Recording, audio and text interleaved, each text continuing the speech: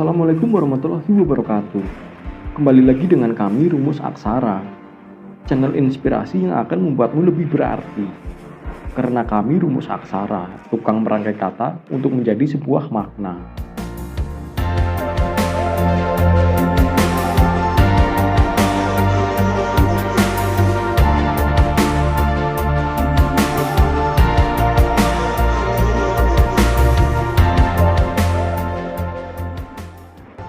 Lego membuat mainan batu bata setiap tahun dan bernilai lebih dari 40 miliar US dollar atau sekitar 568 triliun rupiah.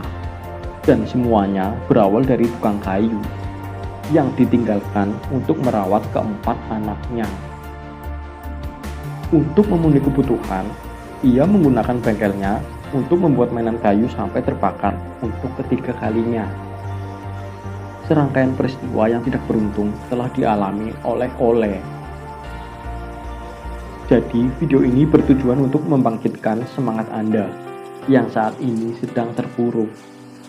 Mari kita menimba ilmu dari pemilik perusahaan Lego. Dia juga manusia, pernah putus asa dalam hidup, tapi semangatnya jauh lebih besar.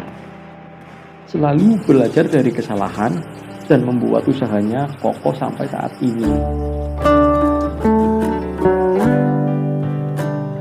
Pada tahun 1891, Ole Krieg Christiansen lahir di sebuah desa bernama Vilskov di Denmark.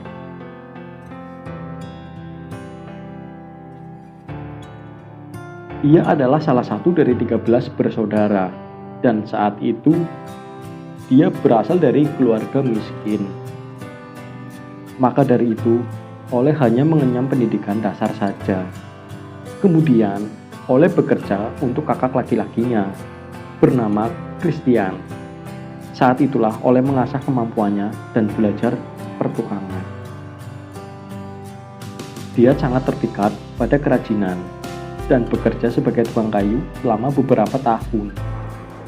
Akhirnya, dia menabung cukup banyak uang untuk membuka bengkelnya sendiri di Billund, Denmark. Segera setelah itu, dia bertemu cinta dalam hidupnya, Kristin Sorensen namanya, dan kemudian mereka menikah. Setelah menikah, hidup dimulai dengan bahagia.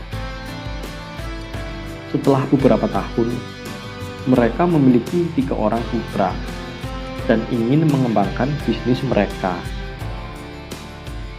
Tapi sebelum mereka mencoba, kesempatan itu direnggut. Suatu hari, putra-putra Ole tidak sengaja membakar tumpukan serpihan kayu.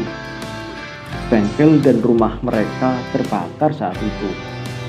Untungnya, keluarga itu selamat.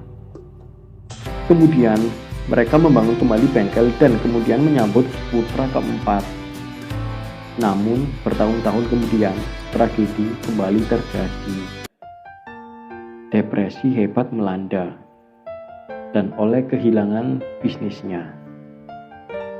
Pada tahun yang sama, Kristin istrinya meninggal dunia. Menjadi duda dan pengangguran, Ole berjuang untuk membesarkan keempat putranya sendirian. Belum sampai menemukan untuk menggunakan sisa kayunya, keberuntungannya berubah. Dia harus mengambil resiko kehilangan segalanya. Untuk beralih ke bisnis baru, tentu beresiko. Suatu hari, Ole menggunakan sisa kayunya untuk membuat mainan baru untuk anak-anaknya.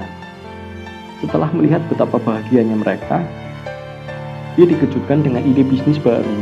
Dengan banyak perjuangan dari depresi berat, dengan cepat, Ole dan salah satu putranya, Godfred, mulai bekerja.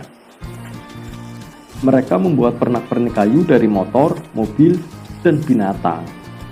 Sementara Ole menemukan gairah yang baru ditemukan, dan ternyata mainannya populer saat itu. Tapi itu tidak cukup untuk menjaga bisnisnya tetap bertahan. Penjualan mulai menurun, bahkan mengalami kebangkrutan. Saudara-saudara Ole tidak tahan untuk duduk dan menonton saja. Mereka menawarkan bantuan dengan satu syarat. berhenti membuat mainan dan dapatkan pekerjaan nyata. Kemampuan Ole dianggap rendahan. Mungkin sama seperti Anda saat ini, direndahkan, dikucilkan, dan dianggap tidak berarti. Ole dengan tegas menolak tawaran mereka. Sebaliknya, ia terus maju dengan membangun bisnis barunya. Dia menolak untuk mengambil jalan pintas dan menolak dengan prinsip hidupnya. Hanya yang terbaik yang layak, jelas dia kepada saudaranya. Lalu dia berjuang dan selalu belajar dari kebangkrutannya itu. Akhirnya, tersiar kabar bahwa bengkelnya membuat mainan kayu terbaru dengan kualitas terbaik. Suatu hari, seorang pria dari luar kota memutuskan untuk melihatnya sendiri. Dia adalah pedagang grosir dari Frederica dan terkesan dengan mainan Ole. Sebelum pergi, dia memesan dalam jumlah besar untuk menjualnya di banyak toko untuk liburan. Pikir Ole dalam hati, ini akan menjadi Natal yang paling bagus tahun ini.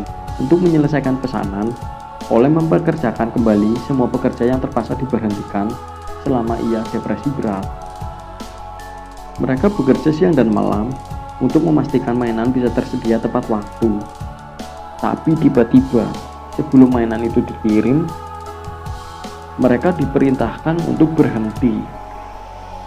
Kita dalam masalah besar, kata Ole kepada Godfred, anaknya. Dalam sebuah surat, pedagang grosir memberitahu Ole bahwa pedagang grosir tersebut memberitahu kebangkrutan dan tidak bisa membeli mainan yang dia pesan.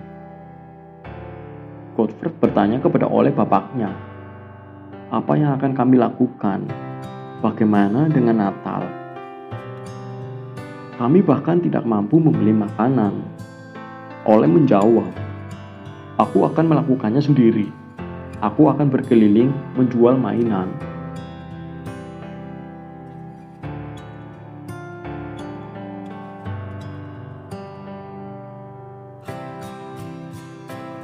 Ole bukan penjual murni, tapi dia berhasil menjual semua mainan dan membeli banyak makanan untuk Natal waktu itu.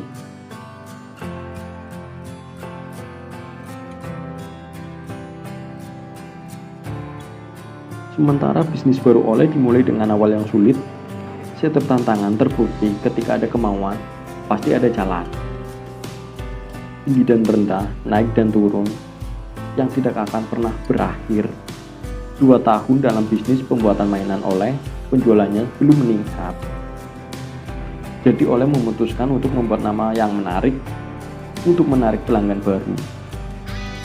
Namanya Lego. Itu terinspirasi oleh frase Denmark Leggot yang berarti bermain dengan baik. Dia kemudian menemukan Lego mirip dengan frasa Latin yang berarti saya mengumpulkan. Ide Ole berhasil dan membuat bisnisnya berkembang menjadi 42 mainan yang berbeda. Namun beberapa tahun kemudian, tragedi kembali terjadi. Jerman menginspirasi Denmark kala itu dan menyebabkan banyak kesulitan finansial. Lebih buruk lagi, sejarah api berulang.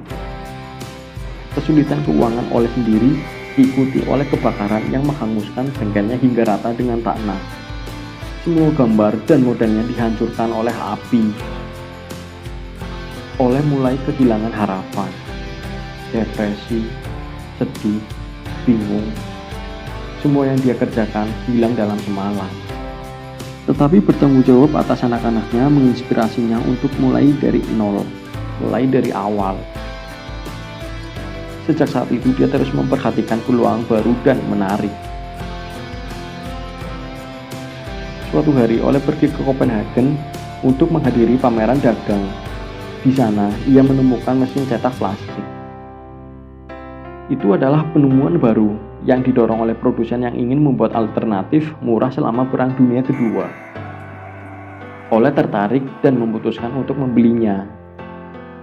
Itu adalah risiko besar. Karena penjual mainan percaya, anak-anak tidak akan pernah mau bermain dengan sesuatu yang terlihat murah seperti plastik. tetap saja Oleh terinspirasi oleh mainan plastik yang pernah dilihatnya sebelumnya. Itu disebut batu bata bangunan penguncian diri, Kitcraft. Oleh percaya bahwa mainan plastik memiliki potensi dan memutuskan untuk membuatnya sendiri. Mainan itu awalnya disebut bata pengikat otomatis dan kemudian diubah namanya menjadi batu bata Lego. Sayangnya penjual mainan itu benar. Anak-anak tidak tertarik dan menganggap batu bata itu sulit dimainkan. Mereka tidak saling menempel dengan baik atau menempel satu sama lain. Tapi sesuatu menyuruh Oleh untuk terus berusaha. Sementara itu, Godfred berada di Inggris menghadiri pameran mainan. Di sana, dia bertemu dengan seorang pria bernama Truls Petersen yang merupakan kepala sebuah pusat perbelanjaan besar. Saat mereka berbicara tentang industri mainan, Truls berbagi kekecewaannya. Tidak ada sistem dalam hal apapun, katanya kepada Godfred. Godfred tidak berdebat dengannya. Sebaliknya, dia mendengarkan dan mulai berpikir tentang bagaimana Lego dapat menghadapi tantangan tersebut. Kita perlu menerapkan sistem, pikir Godfred pada dirinya sendiri. Anak-anak hanya ditawari solusi yang sudah jadi. Mereka membutuhkan sesuatu yang akan memperkuat imajinasi dan kreativitas mereka. Selama beberapa bulan berikutnya, Lego meluncurkan sistem in-flight, isinya 28 set yang berbeda dan 8 kendaraan mainan. Mereka dirancang dengan prinsip bahwa semua blok harus saling mengunci dan saling terkait. Beberapa tahun kemudian, Oleh dan Godfred membuat kemajuan dengan memperbaiki desain batu bata. Mereka mematenkan desain stud dan tabung yang memungkinkan anak-anak menyatukan batu bata tanpa merusaknya. Anak-anak ketagihan dan penjualannya meningkat. Tetapi pada waktu yang sama, kesehatan Oleh menurun.